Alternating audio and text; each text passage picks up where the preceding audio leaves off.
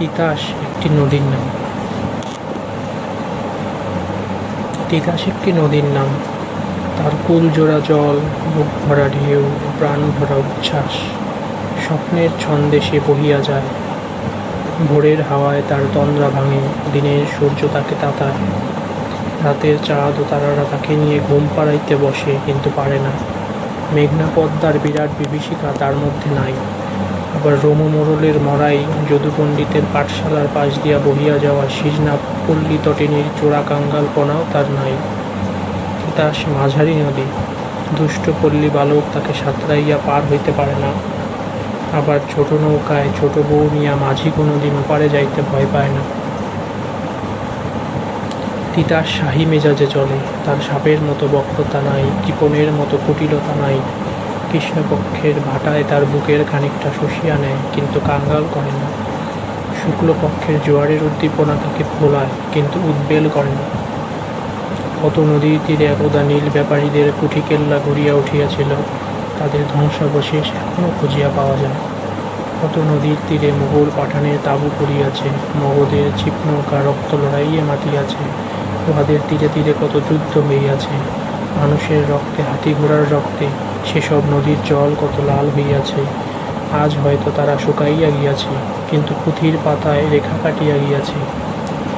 তিতাসের বুকে তেমন কোনো ইতিহাস নাই, সে শুধু একটা নদী। তার তীরে বড় বড় নগরী বসানো হয় নাই। সওদাগরের নৌকারা পাল ধরিয়া তার বুকে বিচরণ করিতে আসে না। ভূগোলের পাতায় তার নাম নাই। ঝর্ণা থেকে জল টানিয়া, পাহাড়ি ফুলদের ছুঁইয়া ছুঁইয়া, উপল ভাঙিয়া নামিয়া আসার আনন্দ কোনো কালে সে পায় নাই। অসীম সাগরের বিরাট চুম্বনে আত্মবিলয়ের আনন্দও কোনো কালে তার ঘটিবে না। দুরন্ত মেঘনা নাচিতে নাচিতে কোন কালে কোন অসতর্ক মুহূর্তে পা ফসকাইয়াছিল, বা তীরটা একটু মচকাইয়া গিয়া ভাঙিয়া যায়। স্রোত আর ঢেউ সেখানে প্রবাহের সৃষ্টি করে। ধারা সেখানে নরম মাটি খুঁজিয়া, কাটিয়া, ভাঙিয়া, দুমড়াইয়া পথ সৃষ্টি করিতে থাকে।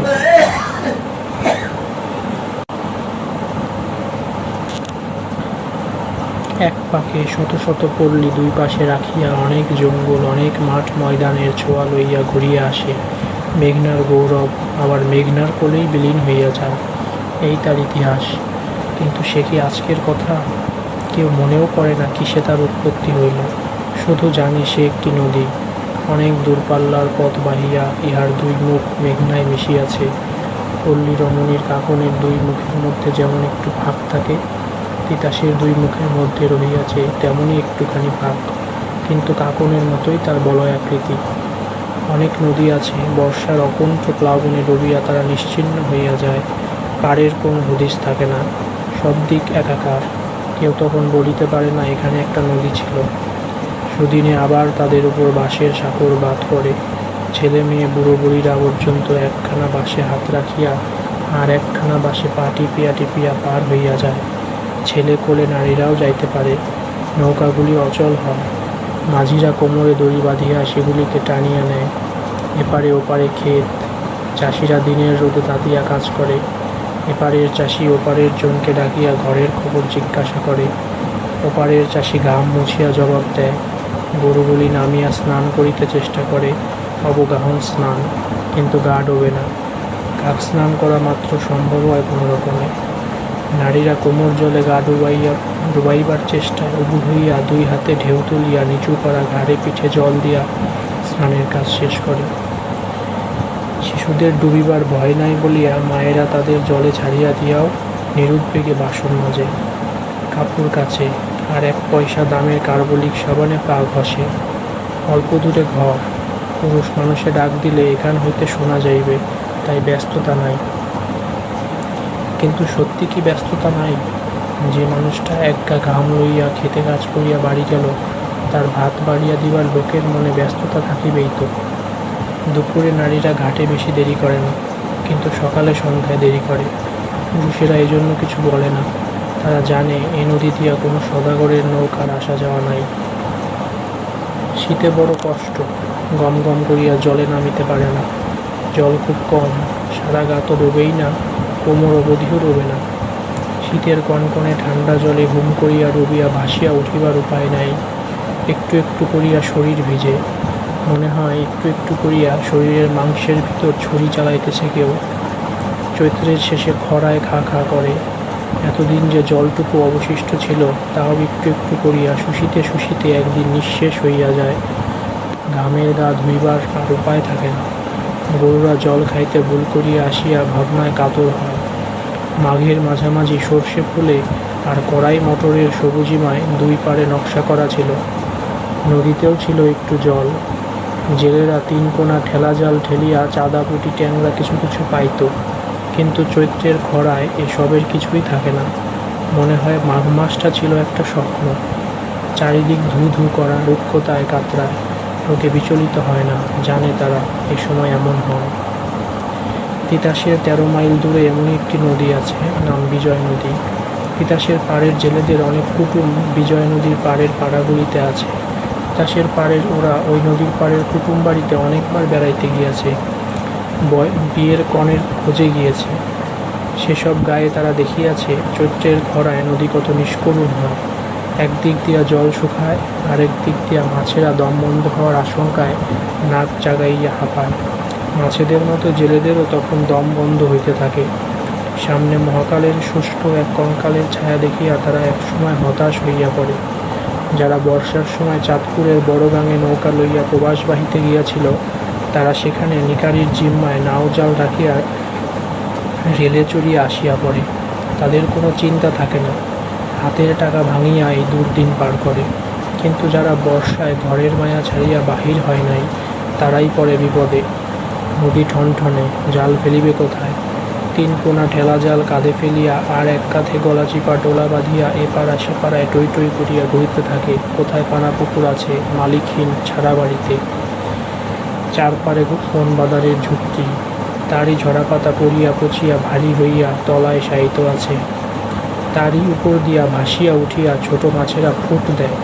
গলা জল শুকাইয়া কোমর জল, কোমর জল শুকাইয়া হাঁটু জল হইয়াছে।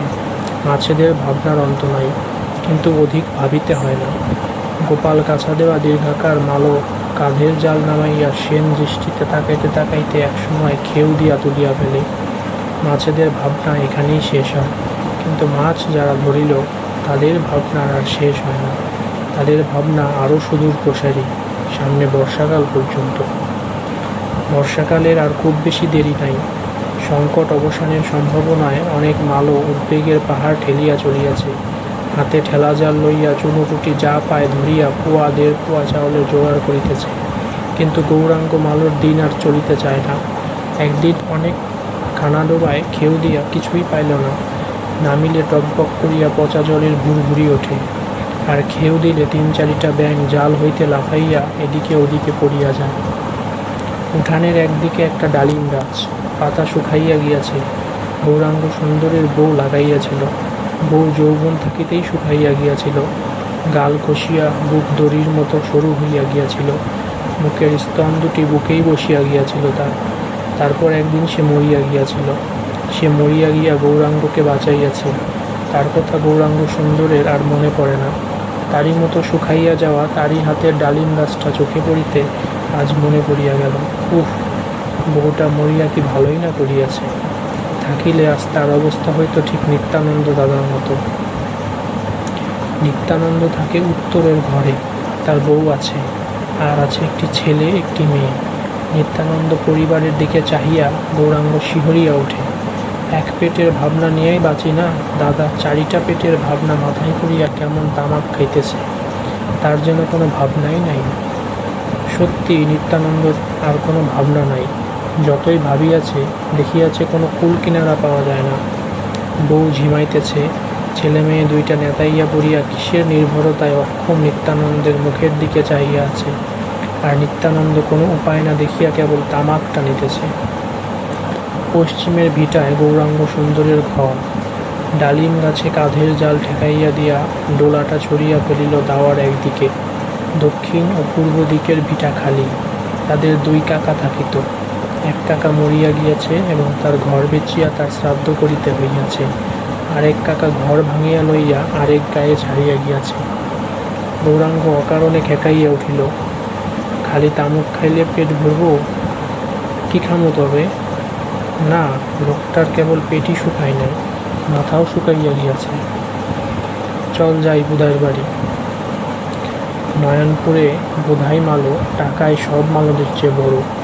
বাড়িতে 4-5টা ঢেউটিনের ঘর, 2 ছেলে রোজগারি লোক। বোধাই হাতির মতো মোটা ও কালো, শরীরেও হাতির মতো জোর। তার কারবার অন্য ধরনের। বড় বড় দিঘি ইজারা নিয়া মাছের পোনা ফেলে মাছ বাড়িতে থাকে, আর তারা 3 বাপ বেটায় লোকজন লইয়া জাল ফেলে মাছ তলে মাছ চালান দেয়। এ কাজে বোধাই অনেক লোকজন খাটায়। নদীতে জাল না থাকিলে মালোরা যখন 2 চোখে অন্ধকার দেখে, তখন তারা যায় বোধাইয়ের বাড়িতে।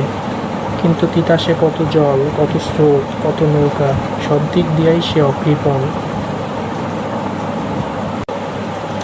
আর বিজয় নদীর তীরে তীরে যে মালোরা ঘর বাঁধিয়া আছে, তাদের কত কষ্ট। নদী শুকাইয়া গেলে তাদের নৌকাগুলি অচল হইয়া থাকে, আর কাঠফাটা রোদে কেবল ফাটি। তিতাস তীরের মালোরা যারা সেখানে বেড়াইতে গিয়াছে, চৈত্রের খরায় নদী কত নিষ্করুণ হয় দেখিয়া আসিয়াছে। রিক্ত মাঠের বুকে ঘূর্ণির বুভুক্ষা দেখিতে দেখিতে ফিরতি পথে তারা অনেকবার ভাবিয়াছে, তিতাস যদি কোনোদিন এইরকম করিয়া শুকাইয়া যায়। ভাবিয়াছে, এর আগেই হয়তো তাদের বুক শুকাইয়া যাইবে। ভাবিতে ভাবিতে হঠাৎ পাশের জনকে নিতান্ত খাপছাড়াভাবে বলিয়াছে, বিজনার পাড়ের মালগোষ্ঠী বড় অভাগা রে ভাই, বড় অভাগা। যারা বিজয় নদীর দশা দেখে নাই, বছরের পর বছর কেবল তিতাসের তীরেই বাস করিয়াছে, তারা এমন করিয়া ভাবে না। তারা ভাবে 3 কোনা ঠেলা জাল, আবার একটা জাল, তারে হাঁটু জলে ঠেলিতে হয়। ওঠে চিংড়ির বাচ্চা, হাত 3 তো মোটে লম্বা। বিজয়ের বুকে তাই ডুবে না। তিতাসের জলে কত বড় বড় জাল ফেলিয়া তারা কত রকমের মাছ ধরে। এখানে যদি তিতাস নদী না থাকিত, বিজয় নদী থাকিত, তবে নাকের চারিদিক থেকে বায়ুটুকু সরাইয়া রাখিলে যা অবস্থা হয়, তাদের ঠিক সেই রকম অবস্থা হইত। ওদের মতো ঠেলা জাল ঘাড়ে করিয়া গ্রাম গ্রামান্তরে খানা ডোবা খুঁজিয়া মরিতে হইত 2 আনা আর 10 পয়সার মোরলা ধরিবার জন্য। জেলেদের বৌঝিরা ভাবে অন্য রকম কথা, বড় নদীর কথা যারা শুনিয়াছে। যেসব নদীর নাম মেঘনা আর পদ্মা, কি ভীষণ, পাড় ভাঙ্গে, নৌকা ডোবায়, কি ঢেউ, কি গহীন জল, চোখে না দেখিয়াই বুক কাঁপে। কত কুমির আছে সেসব নদীতে, তাদের পুরুষদের মাছ ধরার জীবন। রাতে বেরাতে তারা জলের উপরে থাকে। এত বড় নদীতে তারা বাহির হইত কি করিয়া? তাদের নদীতে পাঠাইয়া মেয়েরা ঘরে থাকিতই বা কেমন করিয়া? তিতাস কত শান্ত। তিতাসের বুকে ঝড় তুফানের রাতেও স্বামী পুত্রদের পাঠাইয়া ভয় করে না। বউরা মনে করে স্বামীরা তাদের বাহুর বাঁধনেই আছে। মায়েরা ভাবে ছেলেরা ঠিক মায়েরই বুকে মাথা এলাইয়া দিয়া শান্ত মনে মাছ ভরা জাল গোটাইতেছে। বাংলার বুকে জটার মতো নদীর প্যাচ, সাদা ঢেউতোলা জটা। কোন মহাস্থবিরের চুম্বন রসিক্ত বাংলা। তার জটাগুলি তার বুকের তারুণ্যের উপর দিয়া ঘাপ খেলানো জটিলতা জাগাইয়া নিম্নাঙ্গের দিকে সরিয়া পড়িয়াছে। এই সবই নদী। সবগুলি নদীর রূপ এক নয়, উহাদের ব্যবহার এবং উহাদের সহিত ব্যবহার তাও বিভিন্ন রকমের। সবগুলি নদী মানুষের প্রাত্যহিক জীবনের কাজে আসে, কিন্তু এ কাজে আসার নানা ব্যতিক্রম আছে। বড় নদীতে সওদাগরের নৌকা আসে পাল উড়াইয়া।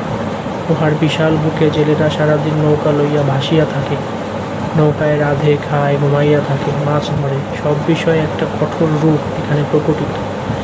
তীরে তীরে বালুচর, তাল, নারিকেল, সুপারির বাগ। স্রোতের খরায় তীরের মাটি কাটে, ধসে। ঢেউয়ের আঘাতে তীরগুলি ভাঙিয়া খসিয়া পড়ে। গৃহস্থালি ভাঙ্গে, ক্ষেত খামার ভাঙ্গে। তাল, নারিকেল, সুপারির গাছগুলি সারি বাঁধিয়া ভাঙ্গিয়া পড়ে। ক্ষমা নাই। ভাঙা গড়ার এক রুদ্র দোলার দোলনায় করাল এক চিত্ত চঞ্চল ক্ষিপ্ত আনন্দ। সেই এক ধরনের শিল্প।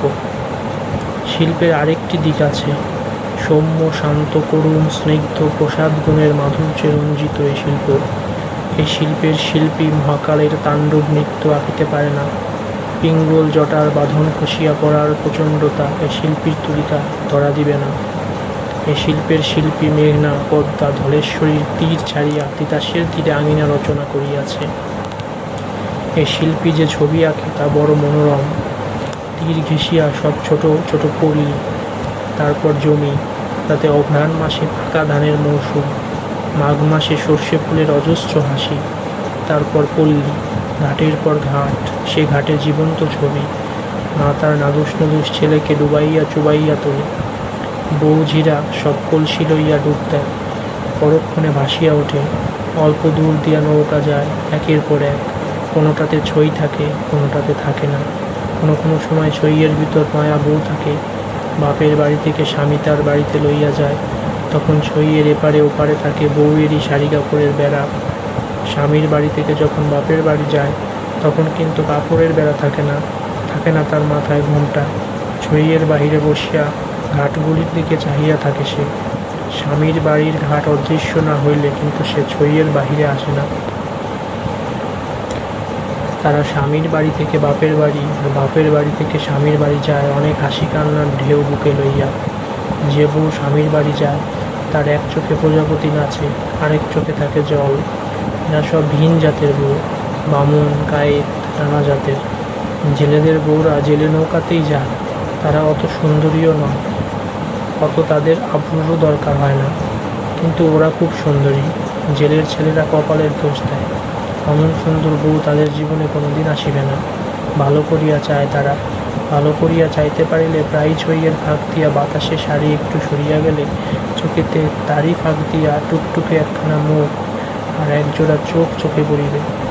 বউয়ের অভিভাবক ছইয়ের দুই মুখে গজিয়া দিয়াছে শাড়ির বেড়া, তাতে বউকে সকলে দেখিতে পারে না, কিন্তু বউ সকলকে দেখিতে পারে। তিতাসের জলে অনেক মাছ, মালোর ছেলেরা স্ফূর্তি রসাইয়া ওঠে।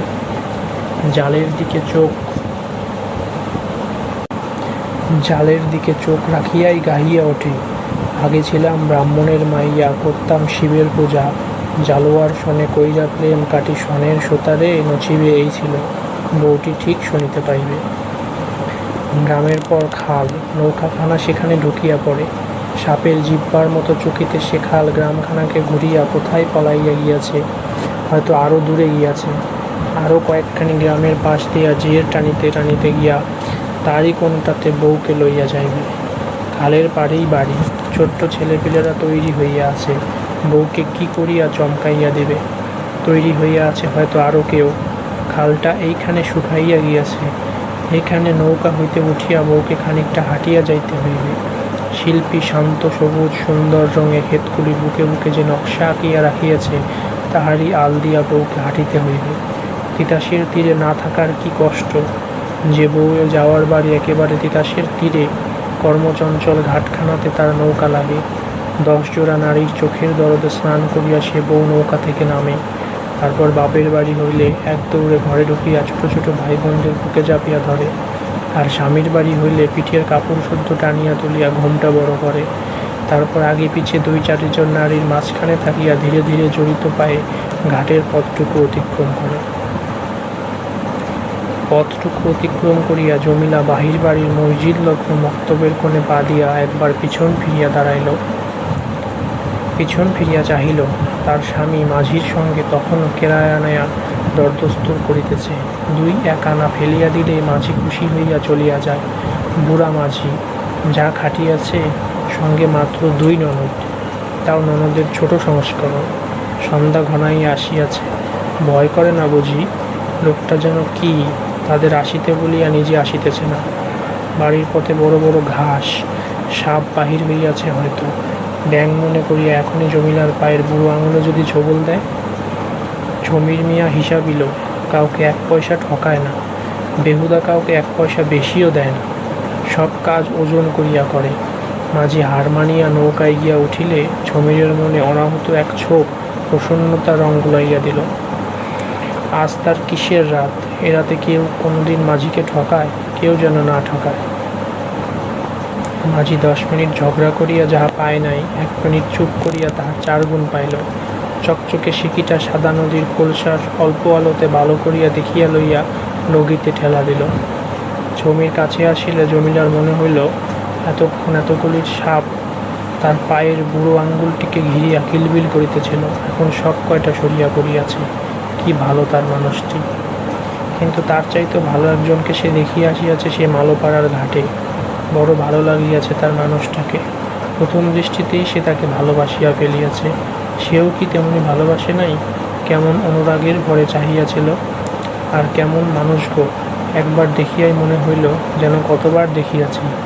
বেলা ফুরাইতেছে, একটু একটু বাতাস বহিতেছে, আর সেই বাতাসে আমার শাড়ির বেড়া খুলিয়া গেল, আর তখনই তাকে আমি দেখিতে পাইলাম। যদি না খুলিত তবে তো দেখিতেই পাইতাম না। এমনি কত লোককে যে আমরা দেখিতে পাই না, অথচ দেখিতে পাইলে এমনি করি আপন হইয়া যাইত। আমরা কি আর দেখি যে দেখাইবার সেই দেখায়? তা না হইলে সে যখন জলে ঢেউ খেলাইয়া কলসি ডুবাইল, ঠিক সেই সময় আমার শাড়ির বাঁধন খুলিল কেন?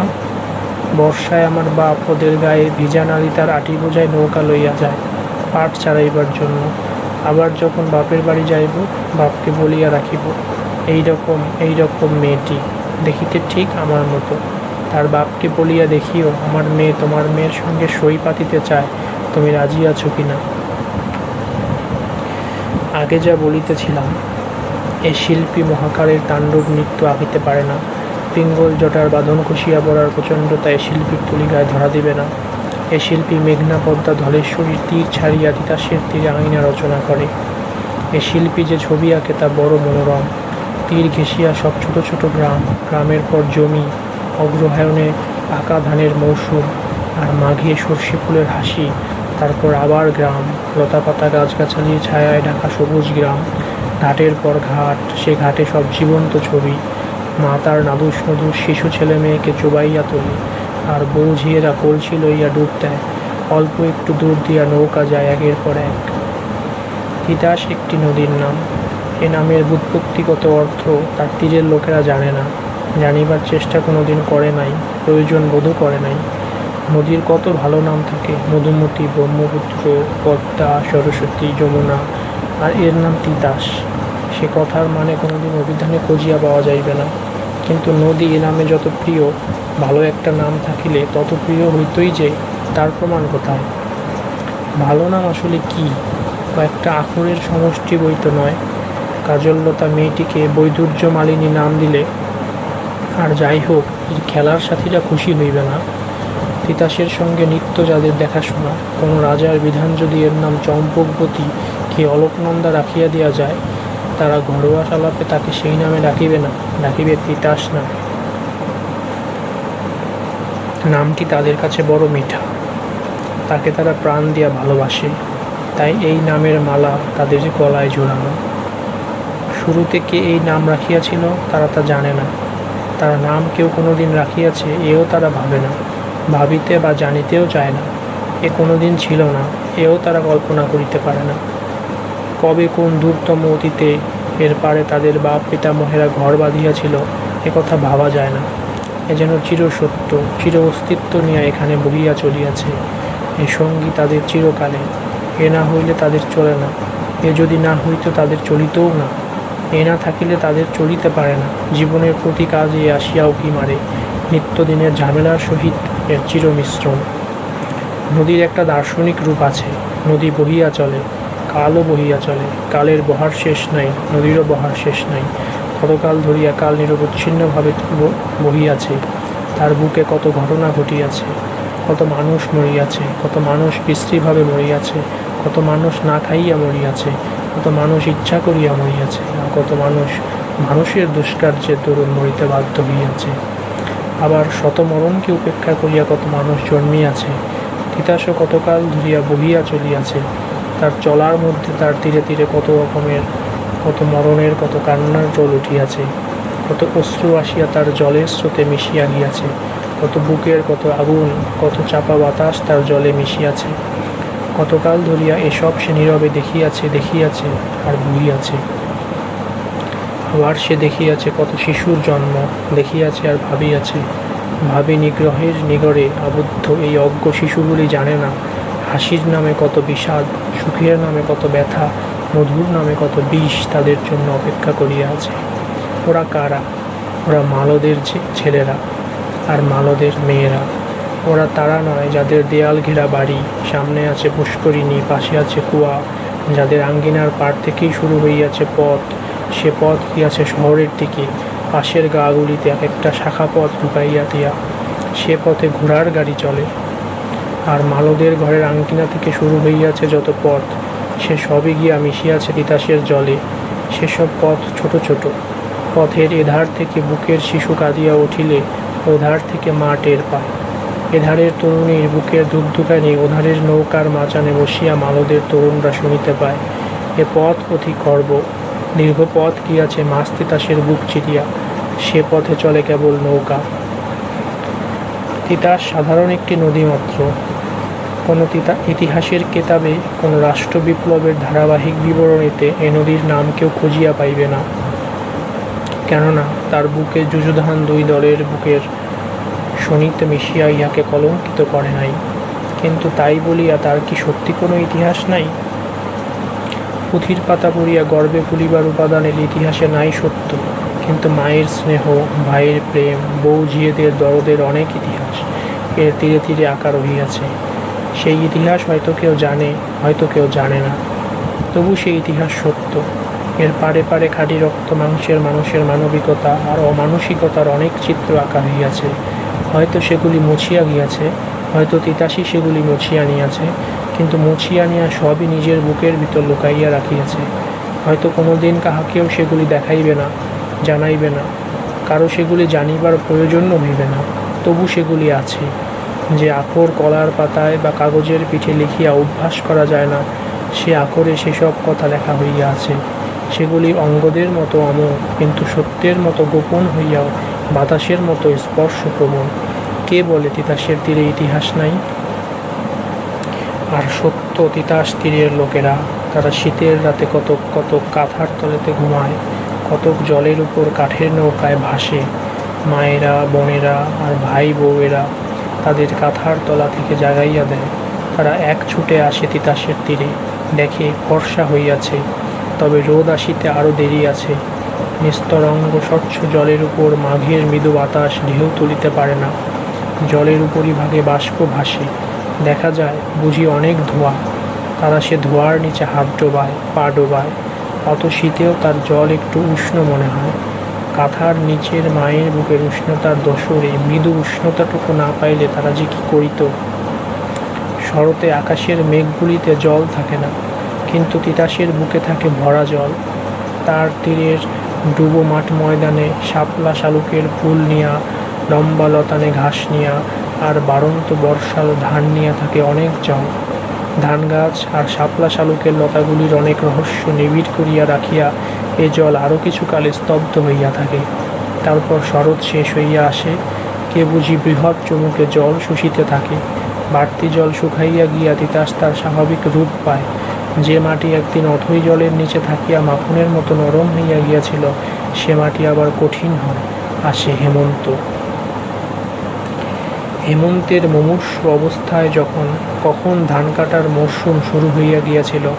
পারে সবখানেই গ্রাম নাই, এক গ্রাম ছাড়াইয়া আরেক গ্রামে যাইতে মাঝে পড়ে অনেক ধান জমি।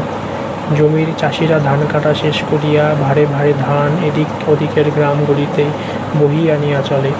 তারা তিতাসের ঠিক পাড়ে থাকে না, থাকে একটু দূরে, একটু ভিতরের দিকে। সেখান হইতে মাঘের গোড়ায় আবার তারা তীরে তীরে সর্ষে বেগুনের চারা লাগায়। তীরের যেখানে যেখানে বালি মাটির চর, সেখানে তারা আলুর চাষ করে। এ মাটিতে শকরকন্দ আলু ফলায় অজস্র। জোবেদ আলীর জোয়ান ছেলেরা ওপারে আলু লাগাইয়া তিন ভাইয়ে এক সমানে আলি আলি আলি বলিয়া তাদের লম্বা ডিঙ্গিখানা ভাসাইয়া তাতে উঠিয়া পড়িল। বেলা পড়িয়া আসিয়াছে, হালের চারিজোড়া বলদ ও দুই জোড়া ষাঁড় পার করাইতে হইবে। সে কাজ করিবে তাদের মুনিশ দুইজন। সারা বছর তারা জোবেদ আলীর বাড়িতে জন খাটে, খায় দায় মাহিনা পায়। সারাদিন ভোর হইতে রাত অবধি খাটে। রাতের খানিকটা সময় গিয়া নিজেদের বাড়িতে পরিবারের সান্নিধ্য লাভ করিয়া আসে। দিন মানে আর দেখা হয় না। পরিবারেরাও এর বাড়ি ওর বাড়ি ধান ভানিয়া পাট কুটাইয়া কিছু কিঞ্চিত উপায় করে। এইভাবে দিন গুজরায় তারা। কাজেই জোবেদ আলীর ছেলেরা যখন আলি আলি আলি বলিয়া নৌকায় নদী পার হইতে থাকে, মুনিশ দুইজন তখন চারিজোড়া বলদ ও দুই জোড়া ষাঁড়ের অনিচ্ছুক দেহমন শীতের জলে নামাইয়া মাথায় পাগড়ি বাঁধিয়া গরুদের লেজে ধরিয়া আল্লাহ আল্লাহ মমিন বলিয়া সাঁতার দেয়। সকালে এপার হইতে ওপার যাইবার বেলা লাঙ্গল কাঁধে করিয়া সর্ষে ক্ষেতগুলির আলের উপর দিয়া গিয়াছে। তীর অবধি সর্ষে ফুলের হলদে জৌলুসে হাসিয়া উঠিয়াছিল। মনে হইয়াছিল কে বুঝি তিতাসের কাঁধে নকশা করা উড়ানি পড়াইয়া দিয়াছে। অর্বাচীন গরুগুলি পাছে তাতে মুখ দেয়, তার জন্য কত না ছিল সতর্কতা। এখন এপারে উঠিয়া গায়ের জল মুছিতে মুছিতে চারিদিকে আঁধার হইয়া আসে।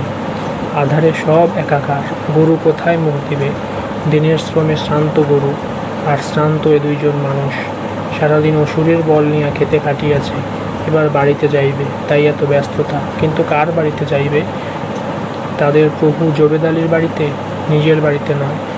পাখিরাও এ সময় নিজের বাসায় যায়। তারা যাইবে মুনিবের বাড়িতে, গিয়া গোয়ালে ঘর গরু বাঁধিবে, ঘাস কাটিবে, মার দিবে, খৈল ভুসি দিবে। যোদ্ধার চাষির বাড়িতে কত কাজ, এটা সেটা টুকিটাকি কাজ করিতে করিতে হাজার ঘণ্টা কাজ হইয়া যায়। প্রকাণ্ড চওড়া উঠান, চার ভিটায় বড় বড় চারিটা ঘর, বাহিরের দিকে গোয়াল সত্য আরও ৩-৪টা ঘর, দড়ি পাকানো হইতে বেড়া বাঁধা পর্যন্ত এই এত বড় বাড়িতে কত কাজ যে এই দুইজনের জন্য অপেক্ষা করিয়া থাকে। কাজ করিতে করিতে রাত বাড়িয়া চলে। একসময় ডাক আসে, অকর্মালি, অবন্দালি, খাইয়া যাও।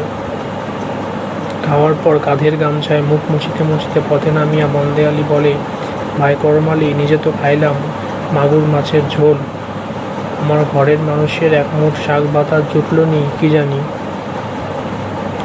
করমালি বলে, বন্দালি ভাই, কইছো কথা মিশা না। তোমার আমার ঘরের মানুষ, তোমার আমার ঘরই নাই, তার আবার মানুষ। দয়া কইরা রাইতে থাকতে থাকি, হজরে উইঠা মুনিবের বাড়ি গিয়া ঘুমের আলস ভাঙ্গি। ঘরের সাথে এই তো সম্বন্ধ। কি খায় কি পিন্দে কোনোদিনই খোঁজ রাখতে পারছি? তা যখন পারছি না, তখন তোমার আমার কিসের ঘর আর কিসের মানুষ?